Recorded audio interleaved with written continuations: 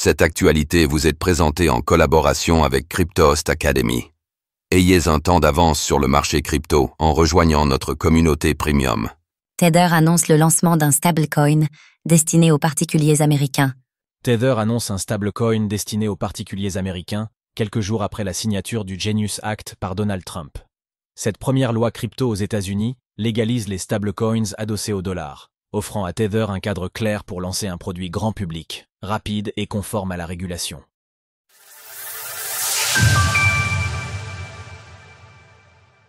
Tether et l'USDT sortent de la blockchain et s'attaquent au monde réel.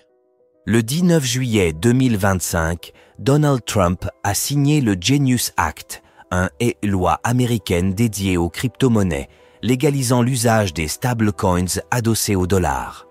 Ce texte impose leur adossement à des actifs très liquides, comme les bons du Trésor américain. Le Genius Act marque également une clarification réglementaire majeure et ouvre la voie à des acteurs comme Tether, Circle ou d'autres institutions financières pour émettre des stablecoins utilisables comme un dollar numérique, plus flexible et plus rapide à transférer. Hier, Paolo Ardoino, CEO de Tether, a annoncé sur Fox Business que l'entreprise s'apprêtait à lancer un nouveau stablecoin destiné au marché domestique américain en conformité avec cette nouvelle législation.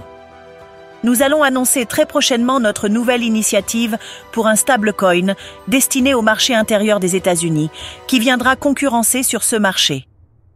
Je pense que ce sera une nouvelle offre extrêmement efficace pour les institutions américaines. Paolo Ardoino.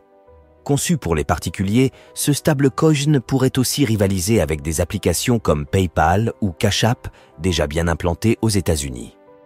Comment fonctionnera ce nouveau stablecoin dédié aux particuliers ? La question reste de savoir quelle infrastructure ce nouveau stablecoin utilisera. En effet, Tether et son USDT fonctionnent sur plusieurs réseaux. Sur Ethereum, où il est le plus utilisé, et sur Tron, la deuxième blockchain la plus utilisée pour les stablecoins.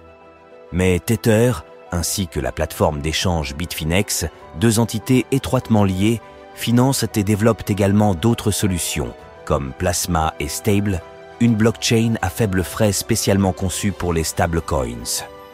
De plus, l'intérêt de Paolo Ardoino se tourne aussi de plus en plus vers Bitcoin. Initialement lancé sur cette blockchain via le protocole Omni, Tether a récemment annoncé le retour de l'USDT sur Bitcoin, notamment grâce à Taproot Assets et RGB. Lors de la conférence Plan B Forum, organisée au Salvador au mois de janvier 2025, Tether a confirmé le retour de l'USDT sur Bitcoin et sur le Lightning Network via le protocole des Taproot Assets. Ce protocole permet d'émettre des tokens fongibles, dont des stablecoins, avec un impact minimal sur la blockchain, tout en assurant une compatibilité avec Lightning pour des transactions rapides et peu coûteuses.